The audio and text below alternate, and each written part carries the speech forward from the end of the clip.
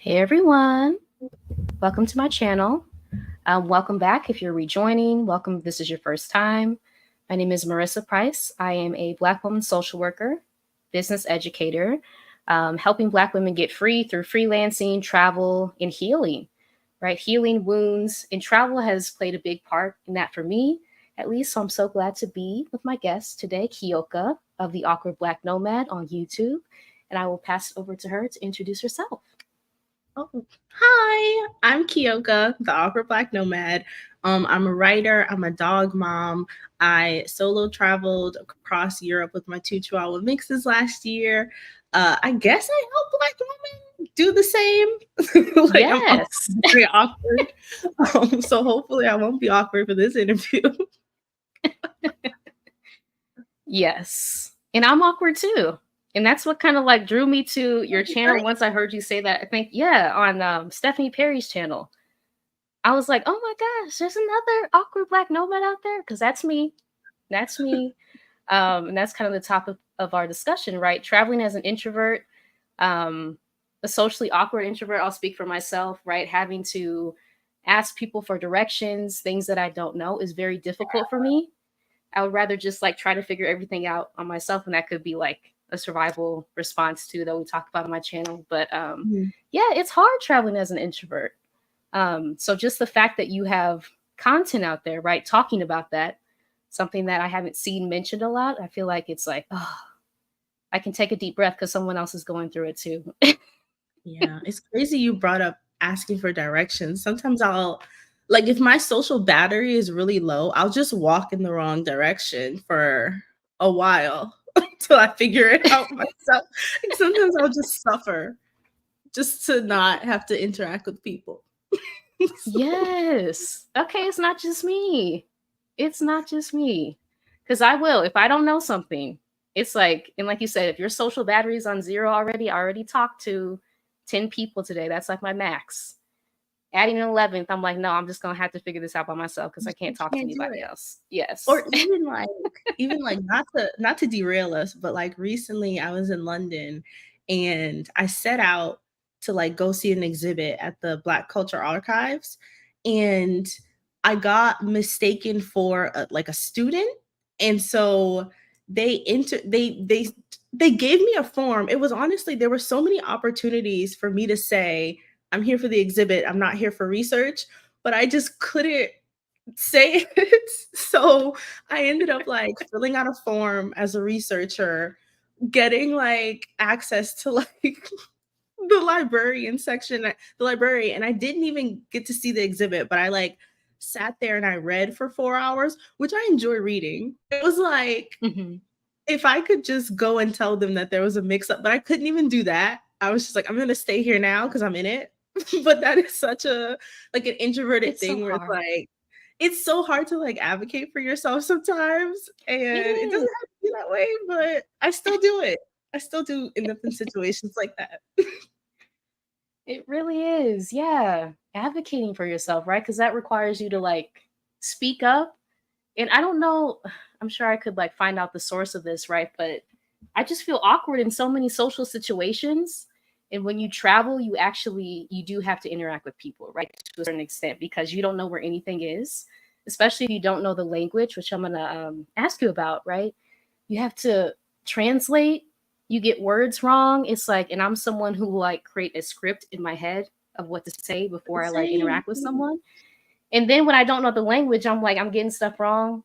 It's a whole thing, and it's a process, and it requires a lot of self compassion and grace that I have found. Just navigating this and realizing, yeah, I'm awkward, right? I am an introvert, but I can still travel. Doesn't mean you can't travel. So, yeah. I agree with But I that. would love to ask you, yeah, what inspired you to start traveling? And how and where did you begin your travels abroad? Well, I tell this story a lot. So my mom passed away in 2022, and I actually lost my mom, my godmother, and my mom's best friend, who was like her. She was like an aunt, right? I've known her all my life, and they all died in the same year. And Wow. when that happened, it was just kind of like, okay, everything that I've worked for doesn't matter anymore. because it was like that was Right. the same year I graduated with my master's, and I give those kind of things to my mom. I just hand them over. I don't even know where my diplomas or anything are, you know? So it was Right. like the things that I had like built my life on, I didn't really see a need for them anymore. And I was just kind of like, well, what are some of the things that I always wanted to do?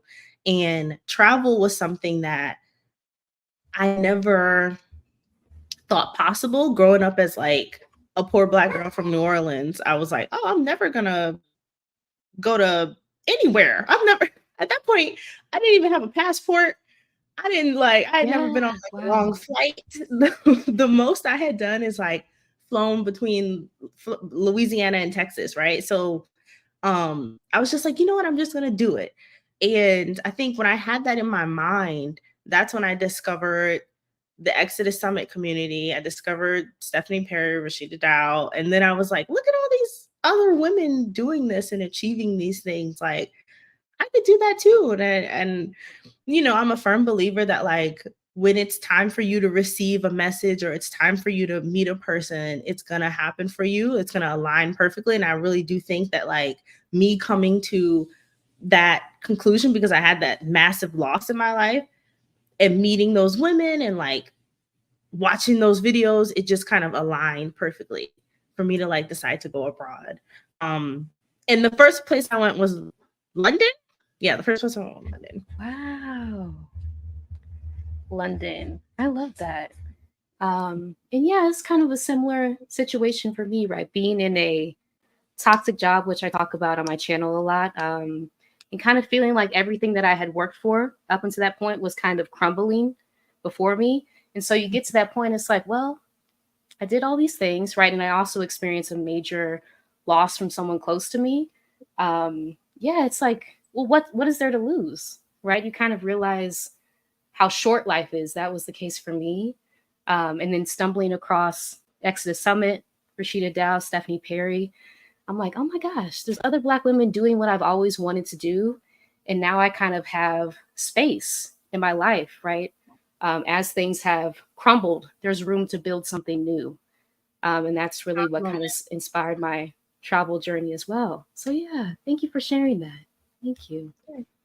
And you mentioned something else about passport. So, I also grew up, right? Most people around me, I don't think anyone around me I knew had a passport, right? So this is very new, the concept of international travel, especially being from the Midwest, St. Louis. Not a lot of people travel outside of the country. And so this is something I'm the first to do in my family. Yeah. And it's just so new. But being in that community, right, Exodus Summit, realizing that other Black women are doing this made it seem possible. And so I give all credit to them. Yeah. Yeah. Yeah. Same. I'm the first to do it in my family. And I think part of it is like being a Black person in America and disenfranchised and not having access. But also, there's this culture of like, why do we need to go anywhere else? They don't have anything going on over there. Like, That's true. exactly. And then like you get there and you're like, wait a second. Hold on, they've been lying to me this entire time. What? What? Like, It's true. yeah. Yep. Ooh. And that kind of touches on like, this is nowhere in the questions, but like American exceptionalism, right? That Mm, we've been fed that this is the best that there will ever be. People travel to the US. We don't travel abroad. We don't live abroad. Why would we ever need to do that? And it's kind of unlearning that. And the more that you travel, experience new places, see new things, you're like, oh my gosh, all of that stuff was completely untrue right. this entire time. Mm-hmm. Yeah. Yeah. Yeah, Like realizing that your reality doesn't have to be your reality. You could literally just go somewhere else and start a new life. it's true. Yeah. Yeah, absolutely. It's like, and you have the freedom to do that because a lot of us feel like we can't, right? We feel like we're kind of chained to the US sometimes. That's kind of Interesting language there, Marissa. yeah. When I talk to people, right, being back in St. Louis, that's kind of the feel that I get. Like we're Mm, still kind of dealing with the feeling enchained mentally now, right? The physical chains have gone away, but the mental chains are still very much there. Yep. Yeah. Fair. Yeah. I would love to ask you, what places have you traveled to? And is there a country that has really stood out to you as you travel internationally? So my dogs and I bounced around Europe a lot. So Ireland, Denmark, Spain, Germany, France, trying to forget, Albania is a big one everybody's interested in. Austria, I'm probably forgetting some. I separately went to South Africa and Morocco. I lost count. I lost count. That's everything. that's everything. Probably the country that stood out most to me, maybe Denmark. I really enjoyed Denmark.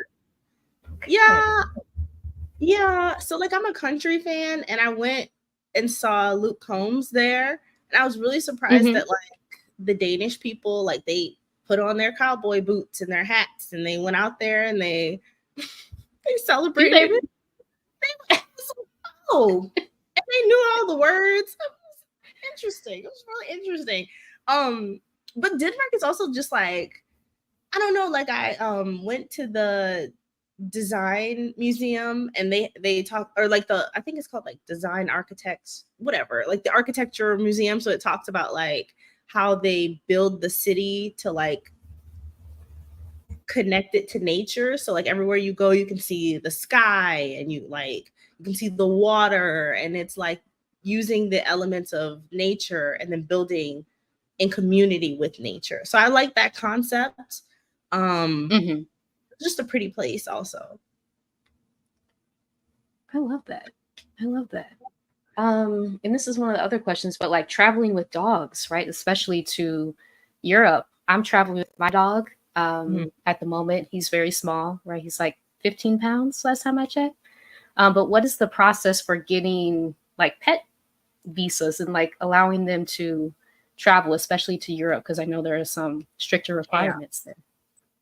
Chaos. So I go into it in detail on my channel, but we basically had to get pet health certificates for both of them. And then when I say we, I mean me and my dogs, because I ain't got nobody. So I speak in plurals, and I mean me and them. So we got pet health certificates, and then it's getting that is so intense. Like they send you they need to like you bring them to a vet or whatever, and they have to give them like extra shots, and then they have to get the form, and then they give you this envelope, and it has to be like the week of your flight. Literally, like you may have 2 to 3 days. They send this back, and you bring it with you abroad.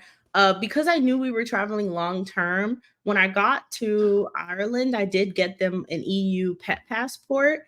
And then that would allow us to travel like to the other countries that I had on my list.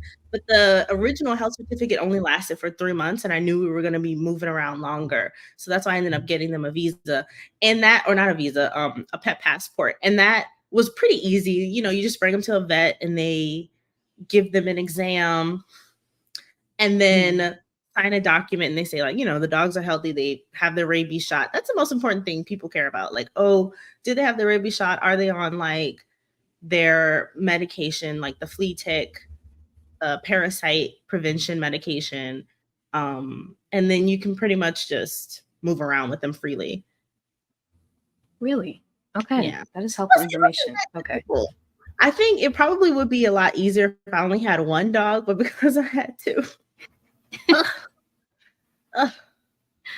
And are you able to travel with them in cabin, being that you have two? Depends.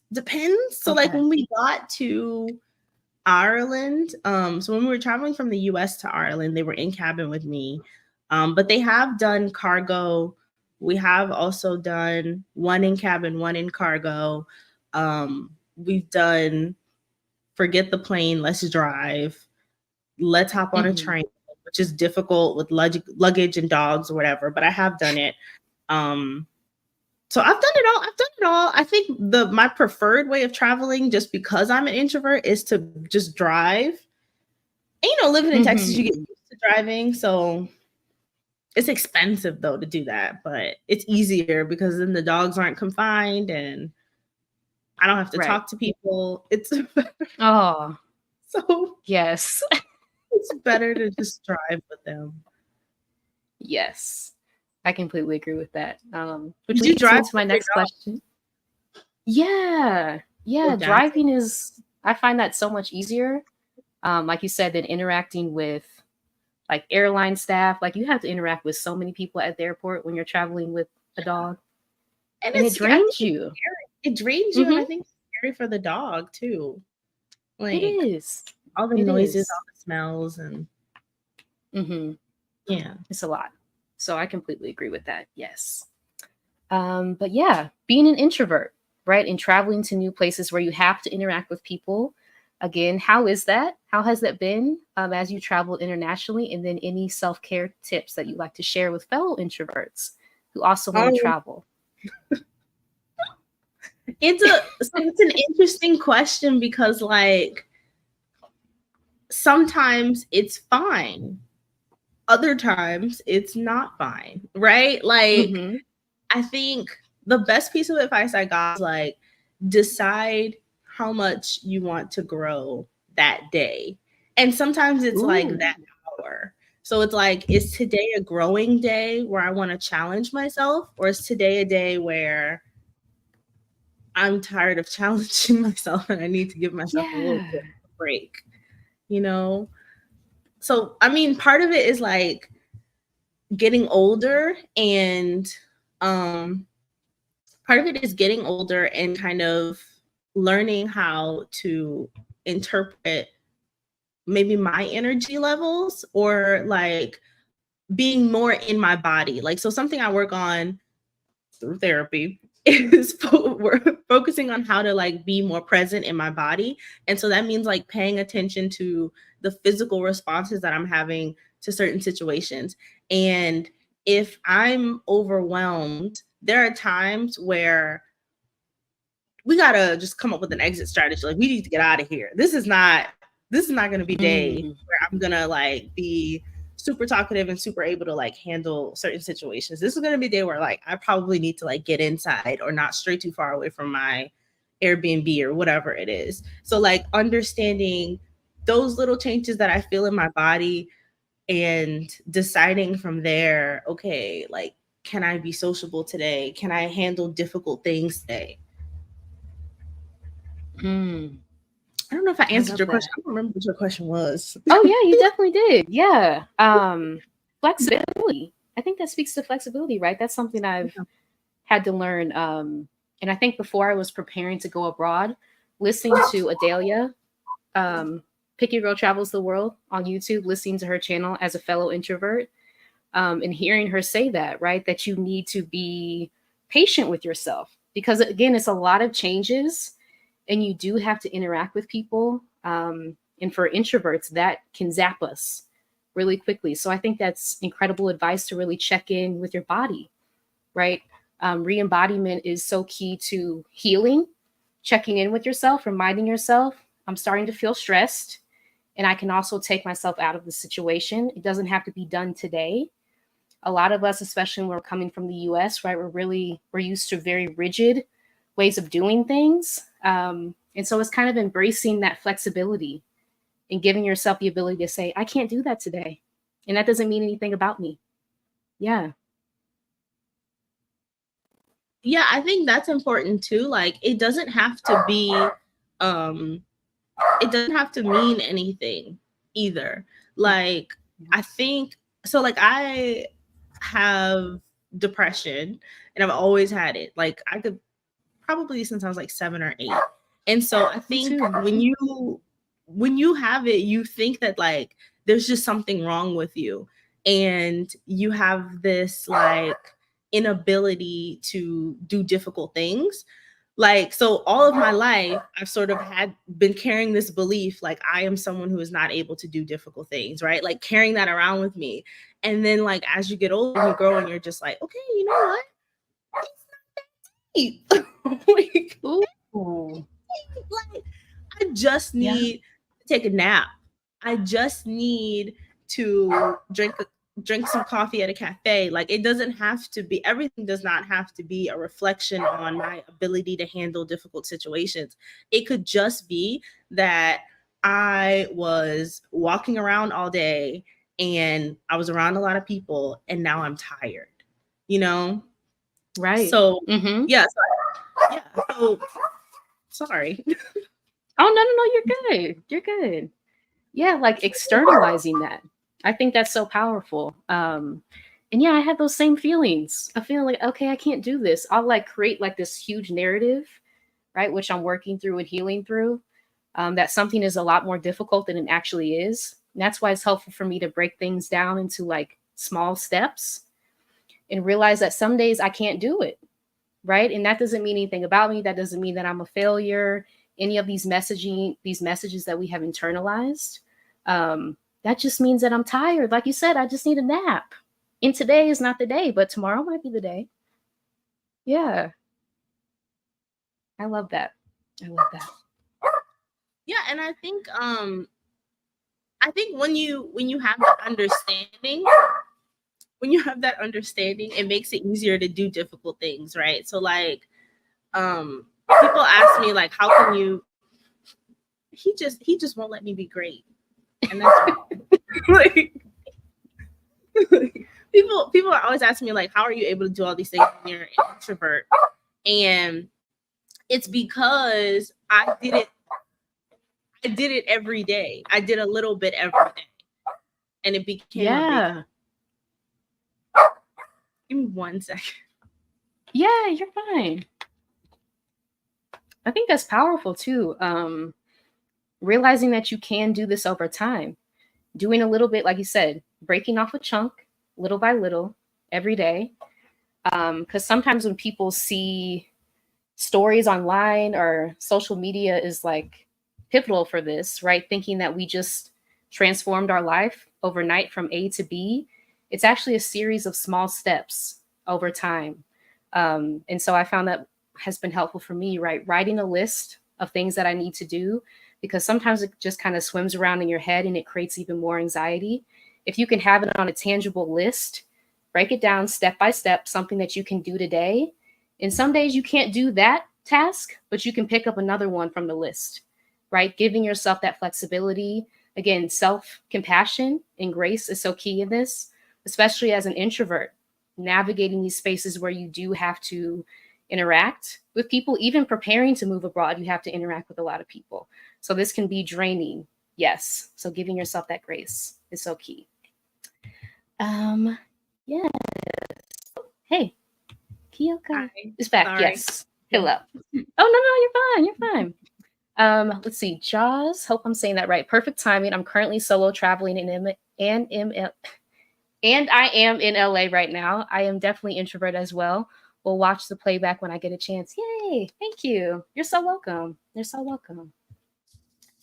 Thank you. Latrice says this is a wonderful consideration. Yeah, I agree. Yep, giving yourself that grace. Yeah. Absolutely. And that quote that you had, Kyoka, decide how much you want to grow today. I'm going to take that with me. Yeah. From somebody. But it was really, when I heard it, it was like, oh, what does Oprah say? Mm-hmm. This aha moment. The I was like, aha. oh, okay. So I don't have to do this every day. What? You don't. No. And realizing that you're the adult, right? And you run the show now. So if I don't feel like doing something, if I feel like I need to stay in bed all day, right? And thankfully I have a freelancing job where I can work from the bed, okay, like full transparency if I have to some days, if my introvert battery is like completely drained. And then the next day, right, I can go out and interact with people again. And again, learning a new language takes a lot out of us too as introverts. So yeah, giving yourself that grace. So But that's a good travel tip. Like build in rest days to your mm-hmm. plan. And that's fine. Absolutely. Like And that's fine. I have friends who they jump, you know, like I have one friend who was in Thailand and she went to like multiple cities in the span of like a month.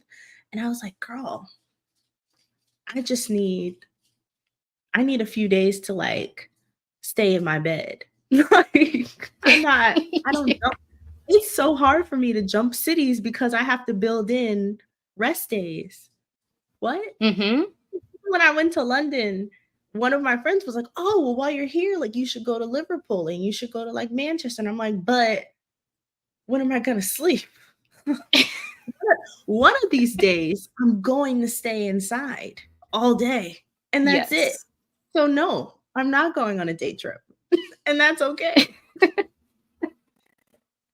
No, I love why? that. I love that. Yeah. We might need more rest than other You people. need more And I think that's rest. key of like, yeah, knowing yourself, right? Other Yes. people may not need that time, that downtime to kind of recharge, recuperate. And like you Mhm, said, there's pressure when you travel internationally to go to all the cities, do all the things, pack everything into a small time.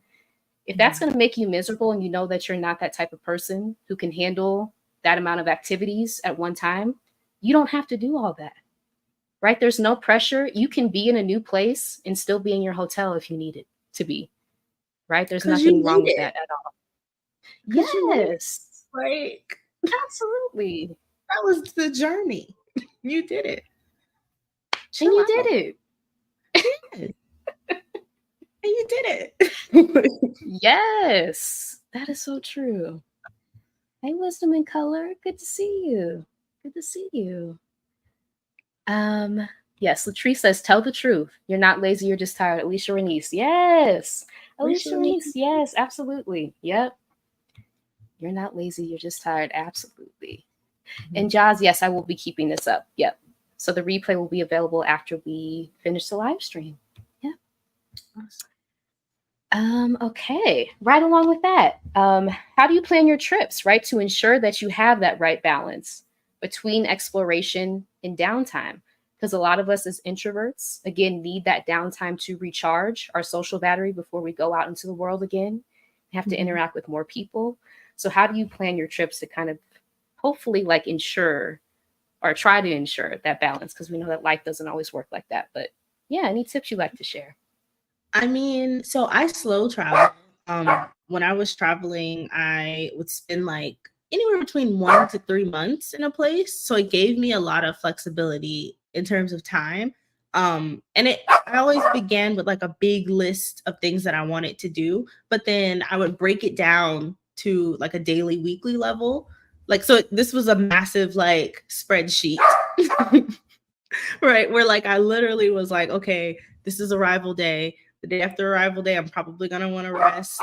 The day after that day, I'm probably only going to want to like go within a certain area. So find the coffee shops, put the coffee shops down there. Oh, I love that. Yeah, or like I think part of it is like me knowing what I like too. So like I love a coffee shop, I love a bakery. So like sometimes it's just try the bakeries in the area, or it's very very simple, Hmm. find the market to get like necessities. Like the first week is really super basic in a new place. The second week, that's when I Right. start to really like get outside of that initial radius and then start to venture out, learn how to catch a bus in the new place, like figure out routes in the new place. And I think as long as you're not overwhelming yourself, right? Because like it's still Hmm. gonna be there. That museum's still gonna be there like tomorrow, you know. Yeah. It's gonna be there. That Take the city is pressure gonna be off. there. Yeah, like you can Uh-huh. go anywhere more than once. You don't have to like, this is the only time I'm gonna be in the south of France. Is it, girl?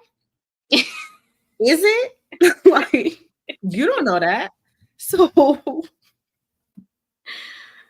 I Yes. definitely take my time, move slow, and like, if there's a place I like, I'll go back. Like, I was in London a few days ago. Like, it's my third time in London. People are like, "Why are you going to London?" I'm like, "'Cause I didn't get to all the places I wanted to get to. I'm gonna keep going Right. back. I feel like I'm done." Yeah. Yeah. Ooh, that's bringing up a lot of just, I think, like being in the pressure cooker environment that's in the US a lot, and Yeah. having to make that transition. That's a whole other thing, right? Of resetting your nervous system, of realizing that you have been conditioned to kind of be stressed about stuff that does not require you to be stressed, and coming back into your body again, re-embodiment, realizing that you can breathe, you can take your time. It's still going to be there, right? And you have the power to decide if you're going to be rushed or if you're going to slow travel, if you're going to take things in, so that you can absorb them fully. You are in control of that. And I think travel really provides you with the opportunity to realize who you are in that sense, that you don't want to go fast and that you can actually take things slow. So yeah. I think solo traveling helps with that as well, because it's not like not everybody is gonna travel the way you want to. So when you go to places by yourself, you get to dictate what your day looks like.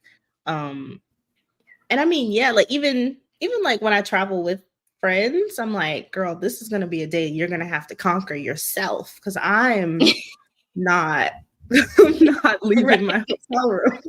Like, but I think it's important, like understanding your needs and then communicating. Like it gets easier over time to just be like, no, I'm not doing that. But It does. mhm. It does get easier the more that you do it, right? And those of us who are recovering people pleasers, Yeah, of doing stuff that other people, right, want to do, that it feels like, no, I want to stay home, but this person is expecting me to go out. You have the opportunity to start healing some of those wounds too, right, as you travel. And realizing that, no, I can actually do what I want to do. That's yeah. life changing. It really is, because it's freeing, it's liberating. It is. It's liberating, Yeah. and they'll get over it. I think that's another thing I realized too. Like people who love you, people who care, you can never say the wrong thing to the right person.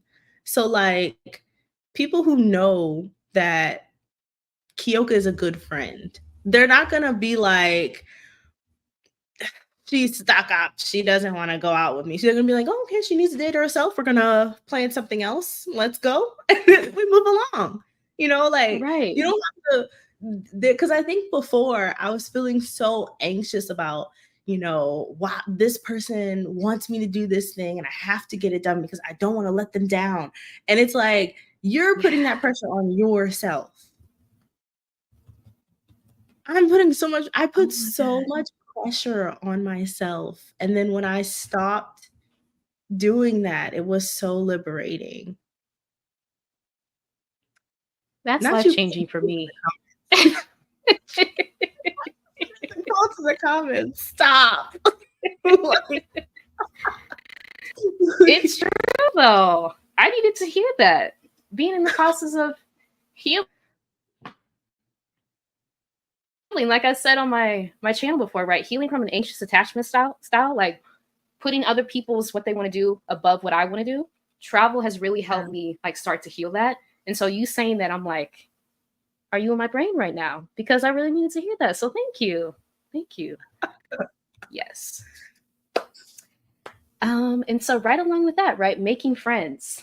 You have a video, Black Flourishing and Free. Hey, Zolani. Yes. hi, Zamani. I'm here for the liberation. It's my home dog. Yes. Yes. But yeah, making friends, right? You have a video on your channel about tips for making friends as an introvert. And again, I will put your channel link up. Please subscribe to Kyoka's channel, Awkward Black Nomad. But any tips for making friends as an introvert while traveling that you'd like to share with those of us who may have difficulty making friends? Asking for a friend. The biggest tip is probably like to force yourself a little bit, right? Like, because the natural inclination is not to talk to people. And like some days you're up to it, some days you're just not up to it, and that's fine. But like we got to get somewhere, right? Like somebody's got to do it. And then I would also say like reaching out on Facebook. So like every time I go to a new place, I join like a group, expats in, Black women in, whatever it is, whatever city I'm in, whatever country I'm in. And then just making a post and being like, hey, I'm gonna be here for a little while. Does anybody want to grab coffee? And I think that's something that Black women in particular, we do very well. Like we build community very well. So what I found That's is that true. like if I take that initial step and just say like, listen, I'm in this place, they will catch me. Like if I step off the ledge and I'm like, I'm in this place, does somebody want to whatever? There's always there's always a Black woman in particular who will just be like, yeah, let's go. And that's just how we are. That's true. That's how we are. I think another thing is to maybe Latrice Burke says rely on your community. So like one of my really good Yes. friends who I met in Spain, I met her through it was so weird. So there's a girl who I went to college with.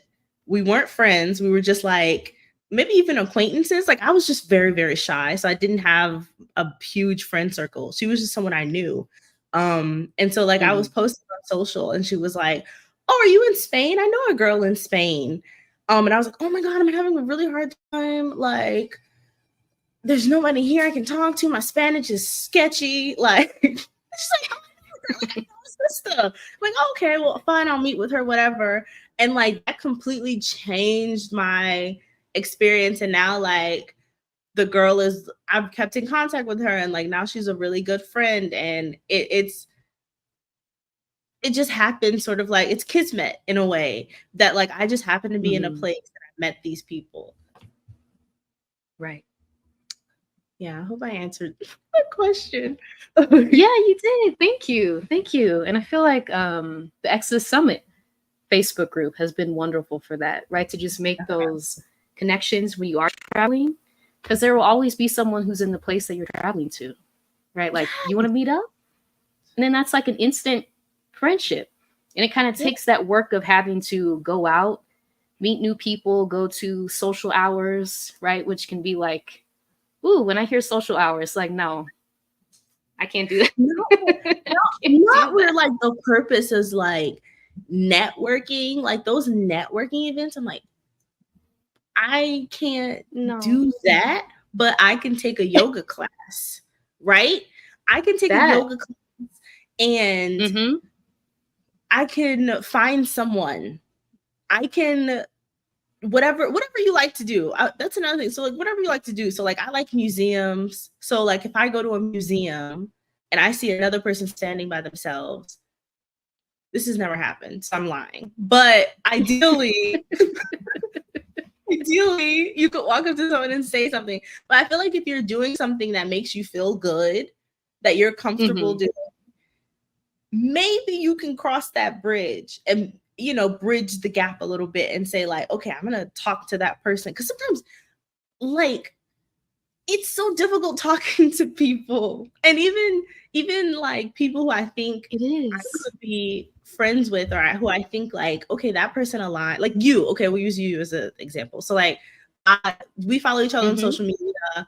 I watch your videos. You've seen my videos. So it's like, do I say hi to Marissa? Like, how do we like? And you think about it, and then you're just like, no, I'm not gonna do it. I'm not gonna do it today. But it's like, if you could just bridge the gap, you could be making a solid connection. That's true. Yes, even and I do the same thing when I'm walking out by myself. I'm like, that person looks like my kind of person. Today's not the day I'm gonna talk to them. Maybe tomorrow. And it's like, if you could just do it, it might work out for you. It might work out. Yeah. Ooh. That's a struggle. That is a struggle I have. Yeah. And like you said, sometimes you have to revisit it tomorrow. Right? Yeah, because it's hard. And I feel like when extroverts hear that, they're like, what is hard about talking to someone that you want to talk to? It's like the mental work that is required, right, behind the scenes for me to like get the courage to say hello. People don't get like the thinking that goes into like social interactions. Like on my channel, the interview I had with the bougie nomad Vashana, like there were things she was talking about, and I was like, I would never be in that situation just because the thought of someone talking to me is like the worst thing I've ever heard. Yes. I would literally, if I could scale a wall to get out of there, I would. She's like, oh, I was just sitting at a bar. And then I started talking to and I'm like, what? What? You started what? You were sitting somewhere and you were talking? It's like, it's unimaginable. She might as well have told me she hopped on a spaceship and flew to Mars. Like, it's never going to happen. I don't know how people do that. I don't either. Yeah. Because every time I hear like, especially extroverts talk about their travel experiences, I'm the same way. I'm like, now I would never be in that situation of like connecting with people in person like that. So that's why I feel like Facebook groups have been pivotal for me too, to make connections that way online. And then at least it's already established, like when you do meet up for coffee or lunch or something like that. So we already have that kind of rapport going on. So it's not just like meeting someone and having to ask them all these questions off the bat, which gives me so much anxiety just thinking about it. Yeah. But yeah, any tips to recharge and find that solitude that you need as an introvert sometimes while traveling in very busy or crowded places, which I assume London would fall under that description? I mean, so like I wouldn't say I'm a city mouse or a country mouse. I'm probably like a suburb mouse. So I think like in certain cities, I'm not gonna go to like the metropolis area. Like I don't want to be there. So when I go to somewhere like London, I'm not gonna be in Central. There's no reason to be there. Too much. So I think location. Think about location, right? Like if you're somebody who doesn't like overcrowded places, don't go to the center. Like don't go to like, I don't know, somewhere in New York or whatever, and like think like today is gonna be the day that I'm gonna be able to handle this. Go somewhere outside the city. So then that way, if you do decide to go into like a central area, you can retreat quickly, right? Another thing I like to do is I like to find places to hide. So yes, me too. Find places to hide. And I think so like in a lot of European cities, they'll have smoke areas. I don't smoke or anything, but like if there's nobody there, that's where you go. You can just hide and chill out for a second. Find like corners, find like, you know, sometimes it's a stairwell. This sounds really weird, but like sometimes you need a moment for yourself, and that's okay. That's okay. Yeah. That's okay. Sometimes you need a moment. Sometimes you need a moment. Sometimes you just need a moment. Yeah. Drink some water. It's another tip. Stay hydrated. It's so important. Stay hydrated. And I'll find sometimes like when I need a moment, when I'm in a really crowded place, I'll just go to the bathroom. Right? I'll go in the stall, take like 5 minutes. I'm like deep breathing exercises, again, re-embodiment, right? Realizing that I'm being triggered. My nervous system is like out of whack because I'm around all these people. And especially as a sensitive person, I can pick up on people's energy. So if I'm in a crowded space with all these people around me, I'm picking up on a lot of things. So sometimes you do need that time to isolate, right? And going to the bathroom and just taking a few breaths is like the perfect way to reset. And then you can come out, refreshed. Yeah. Absolutely. I think, you know, you're overstimulated, and that's okay. Like sometimes you just need a break. So I'm trying to think of something else. something else that I do, I like my creature comforts. So I mentioned this, I like coffee, right? So obviously coffee is like a stimulant, but I noticed that it's kind of for me almost like a downer. So like if I feel like I'm overly stimulated, I'll Hmm. have a cup of coffee and then chill out. Like probably I'll come back down. Like just holding something. I don't know. I haven't thought about like psychologically what's happening, but like if I feel like I'm like Yeah. just too much, I'm like, oh, you know what? Coffee. I'm gonna get coffee. I'm gonna find a coffee shop. Gonna get coffee. Gonna sit down and get. It's like have a plan. That's another thing. Have a plan. Have a plan. Ooh, I love that. Yeah. Yeah, anticipate like being overstimulated. Anticipate being tired, and have a plan. Yes. And I think one of the things about traveling is sometimes we think we're going to turn into a new person when we go outside of the place that we've been, right? So Mm-hmm. if you've been an introvert where you are like, all of a sudden, like I'll be an extrovert and I'll be able to do all these things, you're still going to be you, right? You still need the same downtime that you need. Making friends, interacting with people may still be difficult for you. So it's important to keep those things in mind, really having a clear picture of who you are, right? And having that toolkit. So when those moments do arise of you feeling like overstimulated, you can go back to it. Mm-hmm. I think that's huge. Yeah. It does. I will say though, I am probably a little bit more extroverted than I was before I started traveling. Um, Mm-hmm. just because there's like a personality test. So like before I left, there's a personality test I took, and I noticed that my personality changed to rank higher for extroversion. And Really? I think it's Mm-hmm.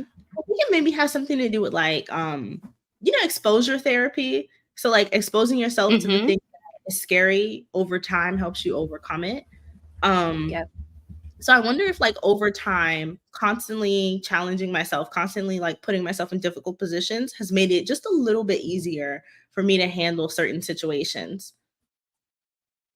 I could totally see that. Yeah. Mhm. Um, and I feel like just it kind of forces you, like you said, exposure therapy, doing something that really scares you, and you're kind of in this situation where you have to, kind of creates those new neural pathways in your brain for you to realize, oh, it's okay. It's Right. okay. I'm safe. Mm-hmm. Yes, I'm Mm-hmm. safe. Yeah, absolutely. So read a comment from Wisdom and Color here. She says, my go-to as an introvert is usually asking a question or giving a compliment only if the person appears friendly. That's a great tip. Kind of make that entryway so it doesn't feel so like, how am I going to approach this person? Giving a compliment or asking a question. Thank you. Thank you for sharing that. Yes. Yes. Some of that too might Okay. be like just believing that you have something to say, like you have something to contribute. The person is Ooh. right, like the person is talking to you Mm-hmm. because you're genuinely interesting Right. and you like just be yourself. Mm-hmm. Be yourself. That's huge. Okay, that's like a journaling question for me. That Get out is and be like, huh. because it's like I'm realizing like how much of my social anxiety is me feeling like I don't have anything to say. Right? How Right. is might that be connected to like self-worth and some childhood wound? Okay, that's a journaling question. Thank you. Maybe. Oh wow. Yes. But I wonder too, like, is part of it a concern with so I'm thinking about we were talking about exceptionalism, right? And like I think especially for Right. Black women, we care so much about image and how people Yeah. perceive us way. So like we want to be seen as competent people. So in a way, is our introversion sort of sabotaging that? Because it's like when it's time to talk to people, it's kind of like we get in our heads about it, trying to like not say the wrong thing. Ooh. Mm-hmm. And we're worried that if we say the wrong thing, we're like going to ruin that person's perception of us. Ooh. That's a good point. Yeah. Maybe. Mm. Kyoka. Thank you. Listen, this is my journal. Like, these are the things I'm thinking about. Like, It's true. Yep. Because a lot of that, I feel like, can be a survival response, right? A trauma response to being in an environment, like you said, you have to be perceived in a certain way to achieve this level of like social safety. And so mhm, that makes you overthink everything. Like perfectionism, we know is huge as Black women. We have to like make sure that we're saying things like the exact correct way because a lot of us have experienced someone correcting us and that exactly. causing like embarrassment, right? Social isolation. And so what does that mean going forward? You're still kind of in that same mode trying to operate, but you're in a different situation, but your brain doesn't necessarily know that. Yeah. Exactly. And you just said something I've thought about because someone recently said that I was uptight, and it made me wonder why that person perceived me that way in the situations that we've been in. What have I been doing that made that person perceive me that way? That's immediately what I thought, right? Instead of just being like, Mm, okay, this is a criticism that I don't need to receive. But I was like right. thinking it out. And so I'm wondering, like, is it because I was critiqued so heavily, not just by Yes. like parental figures, but like even in social situations, like social settings with friends? It's like, is it because like I've been critiqued to where it's difficult to just be myself and be comfortable in different situations? Like a bar, right? Or a club or something. Like, I'm so awkward. Like, I don't like going to those places. But Me too. it's difficult to, like, I don't dance because I mean, I can't dance. But it's like I'm not comfortable dancing because I don't want to be critiqued, right? So it's like Mm, people are looking at it and they're like, "Oh, you're uptight because you're not dancing." But it's like, no, I've been sort of conditioned to not be able to be myself in this situation where everybody is like dancing or doing this like super extroverted thing. So it's a survival response. It's a response to like yeah. growing up in an environment or being in social situations where I was critiqued. And so now I'm like, well, I'm not going to be critiqued at all because I'm just going to remove myself. Like, or I'm not going to. Exactly. Exactly. Wow. That's huge. Yep. And Latrice says society tells us to shut up directly and indirectly. We self censor now. Yeah. Couldn't agree more. Yeah. That's very true. Yeah. A Black woman lawyer told me that Black women introverts are perceived as rude. I have seen that a lot. And I've just got, looking on, yeah, you've gotten that before. yeah. That you're Oh rude. yeah. I've gotten so many things. I'm rude, I'm bougie, I'm like, I've uptight. gotten that. Mhm. But it's like I haven't done anything. Said anything. There'll be times where I'm just like, I'm just sitting somewhere. Even at like, you talked about working at a toxic job. I think like, especially when it comes to like crafting that image of like who you are as a Black woman, if you're not the stereotypical boisterous, like very outgoing, knows rap lyrics, Right. whatever it is, like whatever these stereotypes are that people have about Black women, if you're not that and you're something else, people don't really know how to interact with you. So like introversion is it's almost seemed like there have been times when I felt like such an alien because Me I'm too. like, you feel Hmm. weird because people aren't really receptive to someone who just doesn't prostrate in the same way that other people prostrate. What can you do? Right. What can you do? Yeah, that's very true. And I think that's huge, right? When you, like you said, when you don't fit the stereotypes that people have in their minds, they're like, what is this person doing, right? She must be rude. Maybe she just quiet. But because Yes, your stereotype is that Black women only operate one way and that's a you problem, now you're projecting that onto this person, right? And all yeah, projection. and if we are sensitive, right, we'll internalize that Yeah, as, oh, maybe I'm doing something wrong. Maybe it's about me. No, it's them and their stereotypes and their limited views of how Black women can exist in the world. Hmm. 100%. Absolutely. But I do want to ask you about solo traveling. A lot of us are interested in solo traveling as Black women. So just what your experience has been like overall solo traveling, and then any advice that you would give to other aspiring solo travelers who are Black women.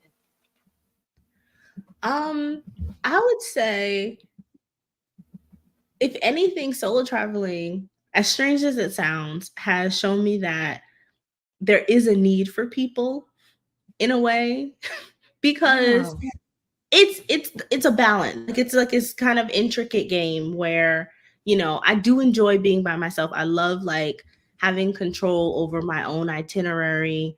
I like my quiet moments, not gonna lie. But at the same time, there are experiences that I've had that I would have never done if I hadn't been dragged there by someone. Or like if I hadn't like ventured out to meet someone and then they were like, "Hey, I'm doing this thing, like you should come along." And me just taking that little step and going along with their plans has completely changed, and I had this like amazing experience. So yeah, I think there has to be a balance between like being in your bubble, but then also like learning how to rely on people just a little bit, like letting people in just a teensy bit. Don't let them take over your whole trip. But Right. there's some beautiful places I got to see that I probably would have never seen had I not like met someone and they were like, "Let's do this obscene crazy thing that is nowhere near on your itinerary that you didn't even know about." Ooh. Kind of leaving yourself open to the magic. Right. Right. Part of it is just magic. Yeah.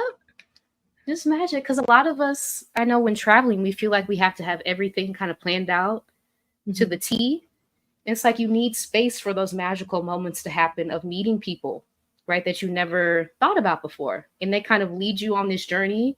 And that's the magic of travel, because you're in a new place, right? You're around new people.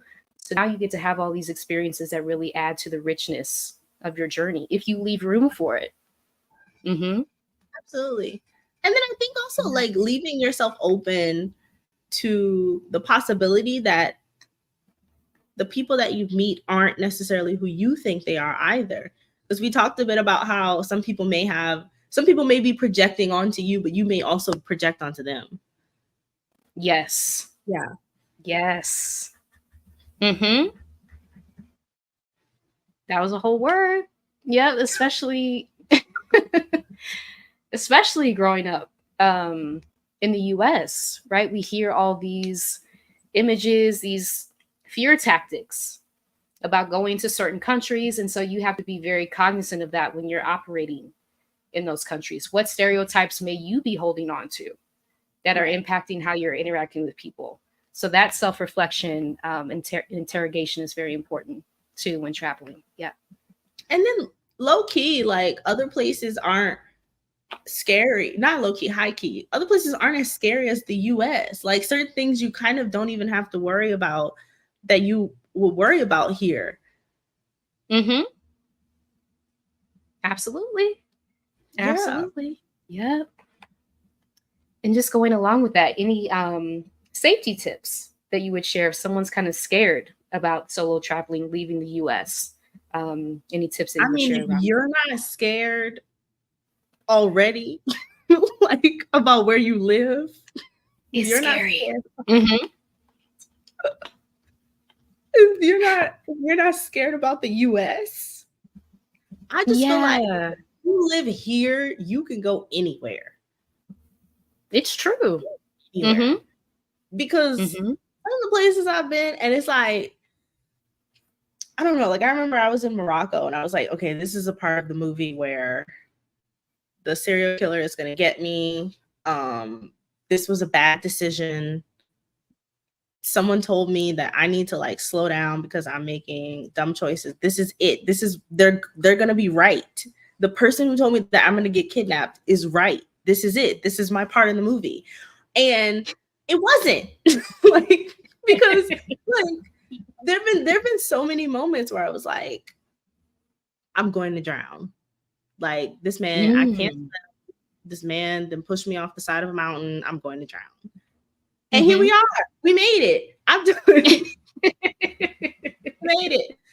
I think like the safest thing you can do is embrace your fears, because they're keeping you from experiencing life. The safest thing you can do is embrace your fears. Was that a word? Wow. It was. Yes.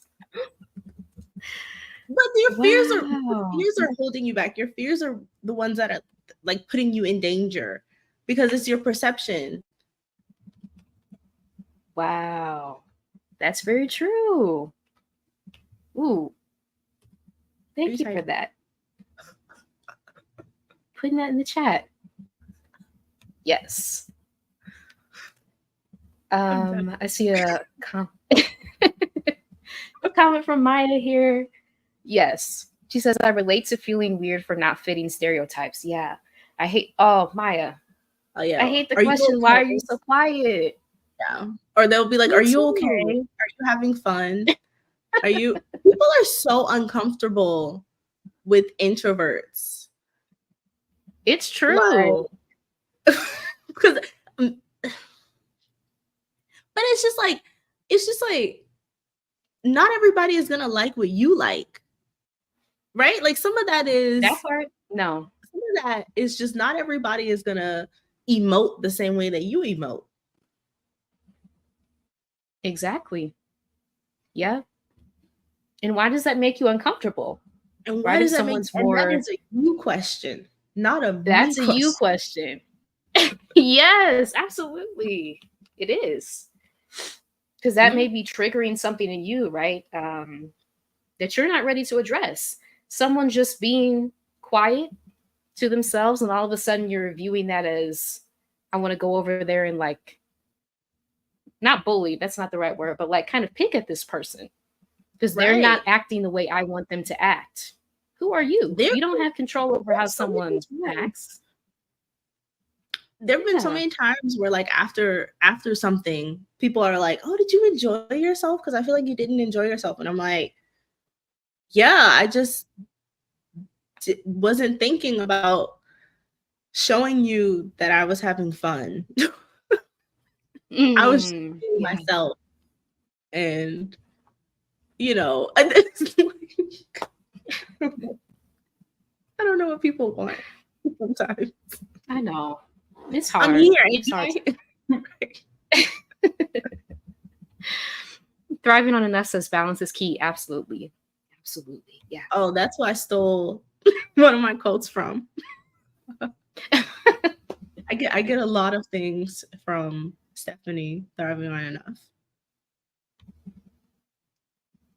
I love that. Yes. Let's see. Getting back to my questions. Yeah. So, language barriers. Any tips on how to navigate language barriers when you're in a country you don't fluently speak the language? How have you navigated that in traveling to other countries? Well, people make such a big deal about language barriers. Like, it's really not that serious. I think, honestly, you should, first of all, you should learn something. Don't just go to people's country and expect them to speak English. You should know hi, thank you, excuse me, where's the bathroom, whatever, you know what I mean? Like, so when I was traveling, I would take a few classes, or I would look online and see, like, just find just basic phrases and try to use the language of the people whose country I'm in. You know, when I was in Albania, I started taking ship lessons because I was like, first of all, people really receive you when you start using their language. Okay. You're like, they're excited. They're excited. They want you to talk to them. They're like, ooh, like you're putting in effort to learn my language. Like, and then they're going to help you. They're going to help you. They're going to be, you know. They're going to help you. Exactly. Yes. And you know, it's 2024. We have apps. Girl, like, get Google Translate. Google Translate will save your life. Yes. Google Translate has saved my life many a times. Yeah, but it's not that serious. I think there's a lot of there's a lot of apprehension about going to a place where English isn't the most spoken language, and it's all fear. It's all like you mentally holding yourself back from something, because Mhm. when you get there, it's really not that serious. We are all human beings. Everybody can point. There are certain universal like body Yeah. language where people can be like I remember, in the local bakery where I was staying in Albania. I don't speak shit fluently. The lady didn't speak English at all, but she Mhm. knew that I'm the girl that comes in there and gets tres leches, and it costs 150 lek. We had that. We had that. And Mhm. it was all nonverbal. It was all nonverbal. Yeah. I It does think not we have to be that serious. it doesn't. It doesn't. And yeah, there are universal human cues. It doesn't have to be so literal of you both speaking the same language. You can use body language. Like you said, you can point. If you go to a restaurant, you're not sure how to say it, you can use Google Translate, point to it on the menu, and people are like, they work with you. Something that I found being in Mexico. And I think also being from the US and seeing how people who don't speak English are treated in the US creates a lot of that fear that we're going to experience the same thing when we go to a country where English is not spoken, right? And it's realizing that things don't operate that way in different countries, right? And not saying every country is that way, but people are willing to work with you. If they know a few words in English and you know a few words, taking that responsibility to learn those key phrases, y'all can meet in the middle. And all of a sudden, you know what each other's talking about. So, yeah, it Exactly. doesn't have to be that serious. Yeah. And I think overthinking it and worrying about it is just holding you back, honestly. Mm. Yep. I agree. Yeah. Natural Ally D says, yes, I agree. Awkward Black Nomad. I took a few Mandarin classes before I went to China. Wow. How I will. Yeah. I love, but I think that's another thing too. Like one of the reasons why I enjoy traveling is because I've always been somewhat of a linguist. I like language. I like learning about different cultures. So like make it fun, like Hmm.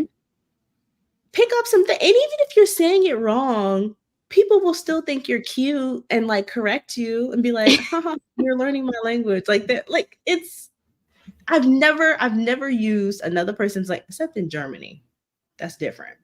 But I've almost never used another person's language and they've been like, oh my God, why? Right. Mm. What happened? That's huge.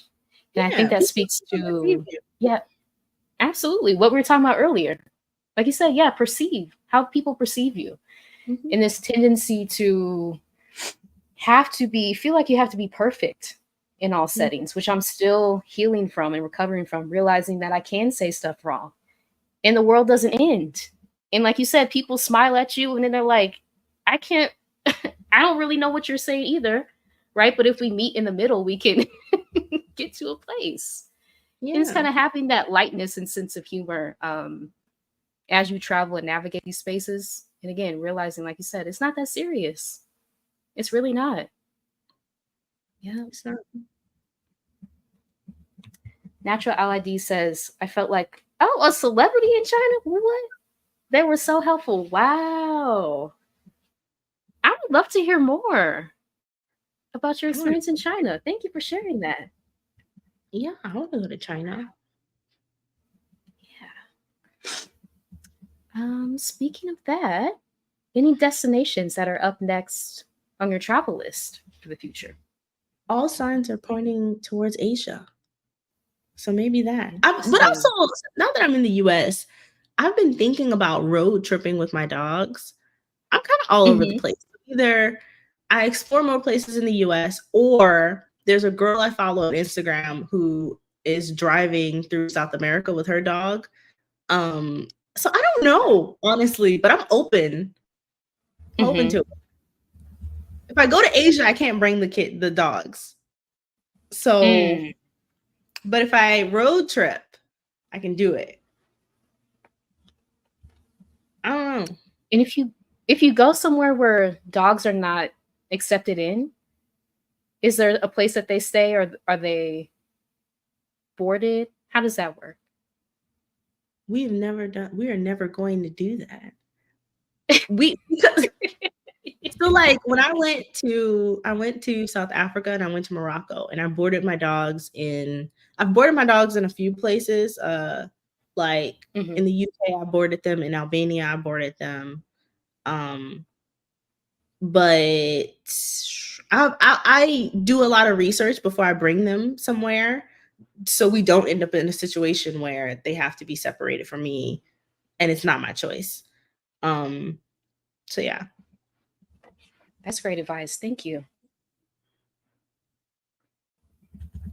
Research. Yeah, I feel like anytime you're traveling with the pet, as I have found out, it takes a little bit of like research before you go, in researching different places and different requirements that countries have, because every country is different when you're bringing a dog in. So yeah, thank you. Even public transport, like looking into like, oh, are dogs allowed on public transport? Stuff like that. But I would say it's not like a big undertaking, because I was already researching a lot of these things for myself. So it's just like, okay, let me look at dog specific things. Right. Yeah. Yes. And you said you do have videos on your channel, right? Of traveling if with anyone pets. is curious about traveling with dogs, I have some videos up. I will be making more. I also I did an interview with the dog trainer I used in Spain. And she's phenomenal. She doesn't like to call herself a dog trainer. She's a dog coach. But she's phenomenal. She helped me a lot when I was traveling with my dogs. So yeah. I love that. Yes, y'all please subscribe to Keoka's channel. I put it again in the chat.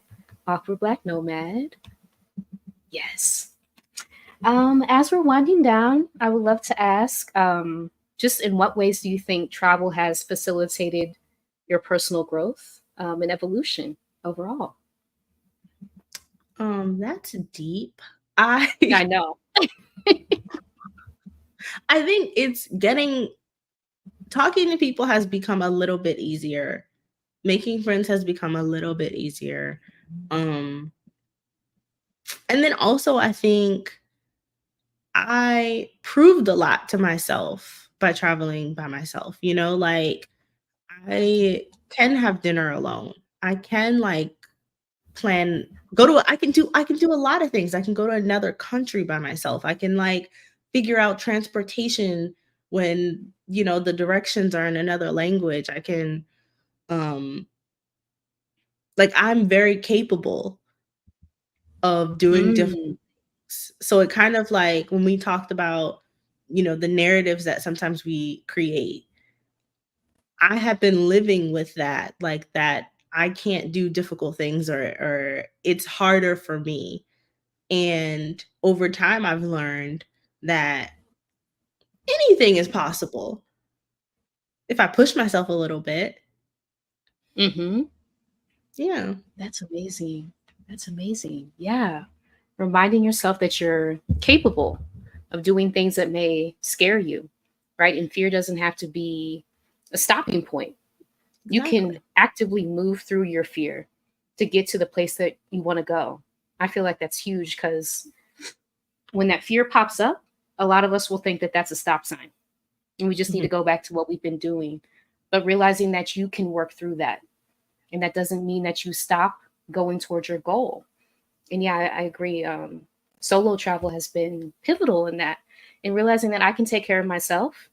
Like you said, I can translate things if I don't know what they mean. I am very resourceful.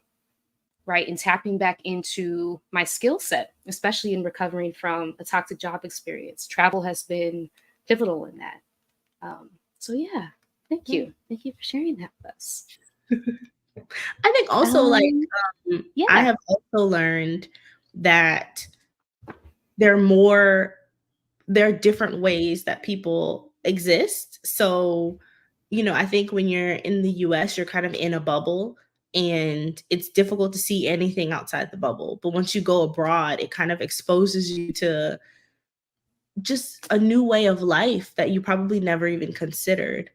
Um and so that I think that opened my eyes up a little bit about the world and helped me discover kind of what I want out of my life. That's so true. That's Mm. so true. Yeah. You see people living different ways, different customs and traditions, especially being in Mexico now, realizing that things kind of move at their own pace. Mm. And that has been the biggest learning experience for me, right?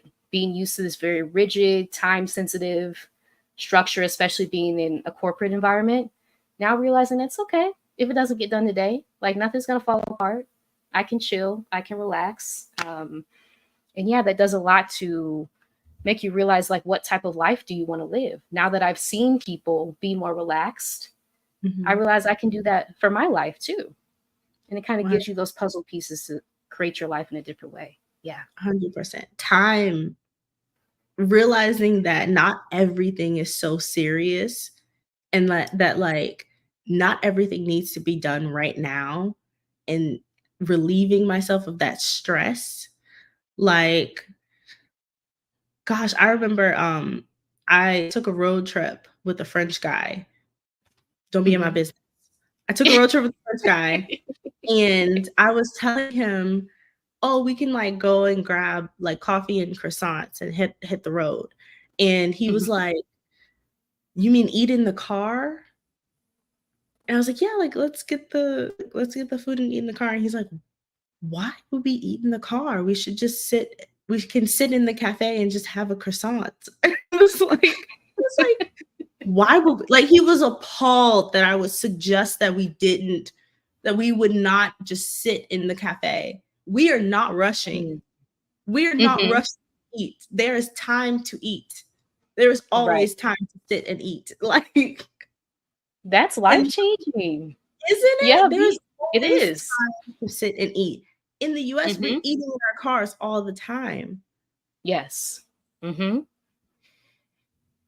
This constant, like, on the go of everything, right? Yes. This rush that is instilled into us. I was thinking about this the other day from such a young age, being like in kindergarten, even, and having this pressure to produce and rush and go faster than the And natural multi pace of life. Uh huh. yeah, constantly. Mhm. Yeah.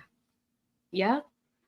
Yep. Yeah, And so that's really we internalize that, and that's how we operate in adulthood. And then it's only through traveling and seeing how other people live you kind of are able to reflect back. We're like, oh, maybe this isn't the best way to do things, and there's a different way forward. And now I see someone living it out, and I can yeah. replicate that in my life as well. Hmm.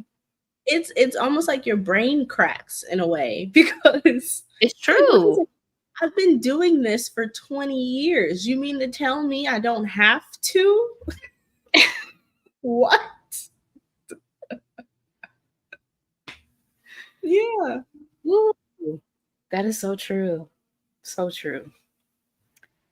But yeah, as we're ending, I'd love to ask if you have any offerings or how people can continue to follow your journey online. Well, definitely subscribe to my YouTube channel. I also have a Yes. website, The Awkward Black Nomad. You can subscribe to my newsletter. Um, things are in the works. We're still developing, so stay tuned. You know, Yes. Awkward Black Nomad on all social media. Look me up on Instagram. It's lit over there. Just kidding, it's not lit.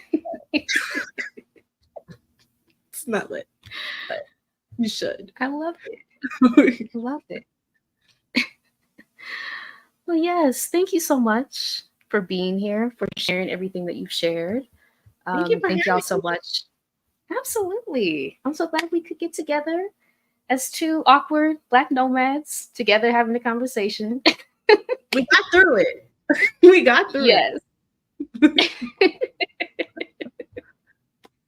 As we're wrapping up, just one piece of advice that you'd like to leave the audience with as we're ending today. it. I'm not gonna tell you guys any of it. I'm just kidding. I think that the second you stop thinking that you can't do something, you open yourself up to everything that could happen. Could you please repeat that? Could you please? The second you stop thinking that you can't do something, you open yourself up to everything that could happen. Wow. And I say this, I want to just elaborate. I say this because, especially in this journey, so many people have been like, I can't do that. I have, and then they start the list, right? The list of things that is holding you back. And it's like, but what if you didn't? But what if you started to think about a way to do it? The effort, the mental label that the mental labor that you're using, talk about how you can't do something, reframe, restructure, and think about how you could do it. Open your mind and think about the best case scenario just for fun. I made a list in 2021 of things I wanted to do. And it was just, I didn't know how I was going to do it. I didn't know in what way. Like at that point, I wasn't even working remotely. I wasn't even making a lot of money. I was just like, let me just write a list of things I want to do like at some point before I die, right? And I've knocked so many things off that list and I wasn't even conscious that I was doing it. I found it and I was like, oh my God, I've done so many things on this list. And it wasn't even, I wasn't even shooting for the stars. I was just shooting for the sky. I wanted to take one trip abroad. And now I've been to like 10 countries.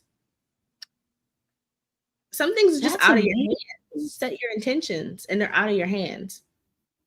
Oh my gosh. Yeah. That's amazing. It's out of your hands. Yeah. I had a conversation with Alicia Renice recently about Juneteenth on my channel. And that was one of the things I shared, kind of leaning into trusting the downloads, the things that come to me and taking my hands off of it. Because I can't control it anyway. And like you said, having a roadmap, just writing down your dreams, what you want your life to look like. The universe can see that, right? And can put you on a path that you have no control over, but you're trusting in that list. Because you see it on paper, that puts energy towards it for it to become real. Yeah. Yes. And I think one of the things too, like being an introverted and even dealing with depression, you're in your head a lot. You're in your head a lot, rationalizing, overthinking. And if you could just take yourself out of it a little bit, take your hands off the wheel, just a little bit. Take them off. Just a little bit. You can really open yourself up to just new possibilities. Absolutely. Absolutely.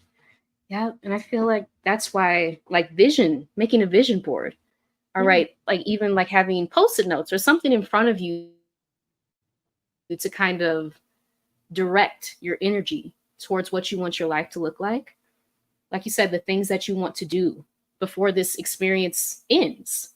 Having that in front of you as a reminder, or even like putting it on paper and, like you said, not looking at it. And then all of a sudden you realize that you ticked those boxes and you didn't even realize it was happening, but your energy was kind of going towards that because you set it on paper. And that gave like the direction to the universe. Okay, this is the direction I want to go in. A lot of us don't even feel like we have the power to direct our lives. So even taking that step of listing out the things that you want to do can be that first step to really coming back into your power. Yeah. That was a word.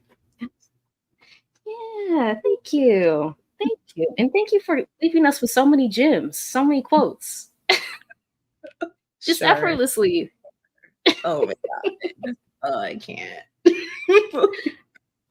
Yes, yes. But yes, y'all. As we're winding down, again, please subscribe to Kiyoka's channel, The Awkward Black Nomad on YouTube. Maya says, love this discussion. Also, check out Marissa's Juneteenth discussion with Alicia after this video. Yeah, thank you. Thank you so much. Yeah, my first podcast episode on freedom, which is a new podcast I'm launching. And yeah, please check out the discussion on Juneteenth on my channel. Thank you, Maya. Yes, yes. Not voice. Yeah. But thank you. Thank you again for being here, for sharing everything. And yeah, look forward to watching whatever you are creating next on your channel. For those of us who are introverts, who do struggle with social anxiety, it's kind of like a breath of fresh air to see someone be so open about it and realize that doesn't have to stop our dream of traveling. We can move through it, right? And have self-compassion and grace as we're doing it. So thank you. All right, y'all. Until next time. Until next, I will be live with D of Brown Girls Trade 2 Wednesday at 8 p.m. Eastern. So, I love D. yes. Yes, me too. All right, y'all.